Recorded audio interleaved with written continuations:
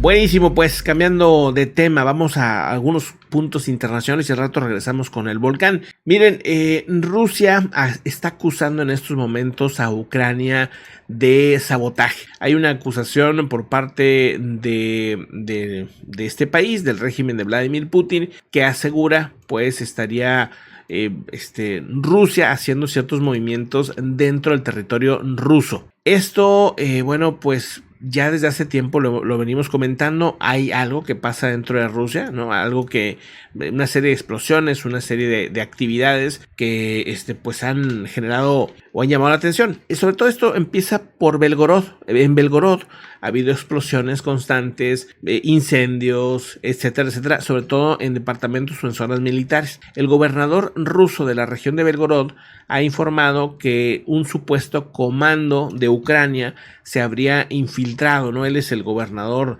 de Rusia, ¿no? Y él es el que da este reporte, ¿no? Dice, pues un comando de Rusia se habría infiltrado hacia Belgorod, que es territorio ruso, y está haciendo sabotajes, ¿no? Dice, un grupo de sabotajes de reconocimiento del ejército ucraniano entró en el distrito de Graivirón, según el gobernador, como les digo, de Belgorod, llamado Vyacheslav Gladkov, donde dice, este distrito ruso está a 65 kilómetros de la frontera de Rusia. Esto ya lo hemos visto en varias ocasiones, donde está Belgorod. Dice, las Fuerzas Armadas rusas, junto con las guardias fronterizas de Rosguardia, que es la Guardia Nacional, y la FSB, los servicios de seguridad, llevan adelante todas las medidas necesarias para atacar o liquidar al enemigo en territorio ruso.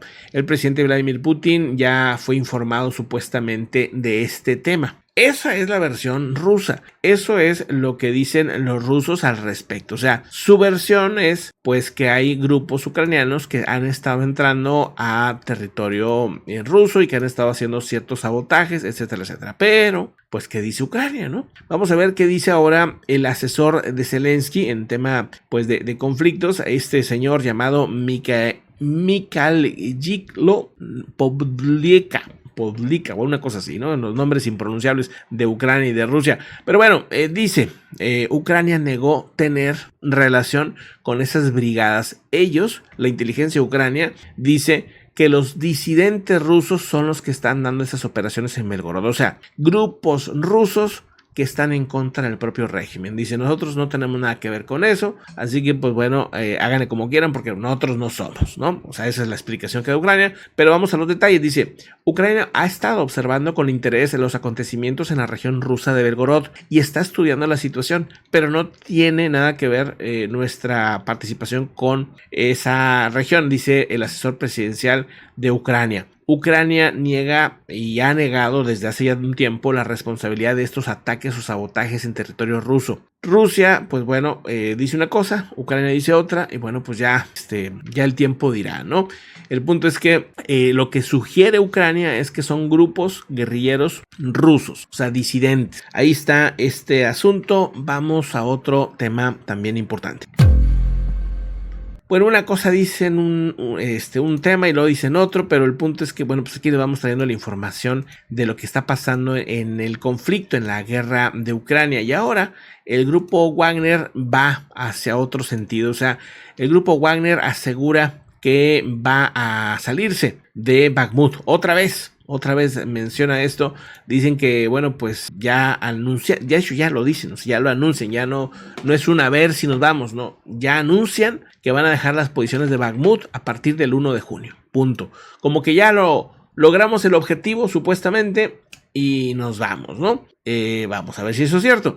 Yevgeny Prigozhin asegura que sus milicianos ya establecieron unas líneas de defensa en la periferia oeste de la ciudad. Ojo, ellos mismos dicen que están en la periferia oeste para defender las posiciones que habrían logrado tener, pero al mismo tiempo dicen que aunque ya pusieron ese cerco táctico, ellos van a salirse a partir del 1 de junio, van a ceder las posiciones supuestamente a las tropas rusas. El grupo Wagner abandonará Artyomsk, que es, bueno, pues esta zona donde ellos dicen tienen ya controlada, Y Prigozhin explica que establecieron esas líneas de defensa para poder dejarle a las tropas rusas, digamos, el territorio, ¿no? Dice, si no hubiera suficientes unidades del Ministerio de Defensa, no nos iríamos, pero dice, hay miles de generales, hay que formar un regimiento de generales, darle fusiles a todos y les irá bien. O sea, diciendo como que ya encárguense ustedes, yo ya no quiero saber nada de Bakhmut. Supuestamente hicieron un cerco táctico y en una ciudad que está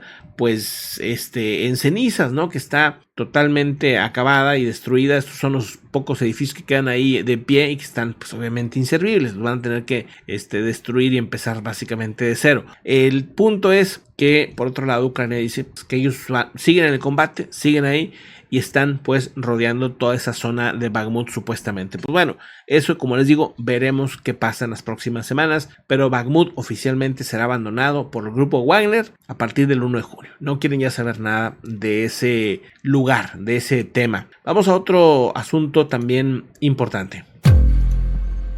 Hablando de temas de Ucrania y todo esto, fíjense que la central nuclear de Zaporilla en este momento está sin suministro eléctrico externo. Y esto es muy peligroso para la planta. Dice, la central nuclear de Zaporilla, controlada por Rusia, ha quedado a partir del día de hoy sin suministro eléctrico de alta tensión desde el territorio ucraniano. Como resultado de la desconexión de la línea de alta tensión de 750 kilovatios, la central de Zaporilla se quedó sin suministro externo. La alimentación se lleva a cabo con generadores diésel por ahora, señala el comunicado difundido por la propia central en su cuenta oficial de Telegram. Estos generadores disponen normalmente de combustible para funcionar por varios días, o sea, tienen algunos días para esperar a que regrese el suministro externo eléctrico y no pongan en riesgo esta planta nuclear. Así que pues aquí estaremos comentando esta planta con 6 reactores nucleares. Se considera la más grande de Europa y de estos pues 5 están parados desde hace ya un tiempo en frío, dicen, pero el restante proporciona energía para las necesidades del planta. O sea, tienen 5 reactores y uno que está funcionando para administrar un poco de energía a la planta y tenerla equilibrada, estable. Esto pudiera cambiar en los próximos días si no se regresa la electricidad externa, según han dicho. En otro tema, Estados Unidos y Papúa Nueva Guinea han formado un acuerdo de seguridad para contrarrestar las amenazas, dice, de China y el Pacífico. Una zona, una posición pues interesante, estratégica, dicen, que pues posiciona todavía más a Estados Unidos en esa región del Pacífico. Claro que pues todo esto no debe de gustarle nada a China. Es esta zona, en Papúa, ¿no? Está más pegado a Australia. Recordar que hay un acuerdo militar muy importante entre Australia, Reino Unido y Estados Unidos. Y pues bueno, ya están posicionados aquí, ya están posicionados en Filipinas, ya están posicionados en Guam, que está por aquí, ¿no? Guam, una isla, a ver si para encontrarla, es una islita muy chiquitita, donde tiene una base militar los estadounidenses, ¿no? Y todo esto, ¿para qué?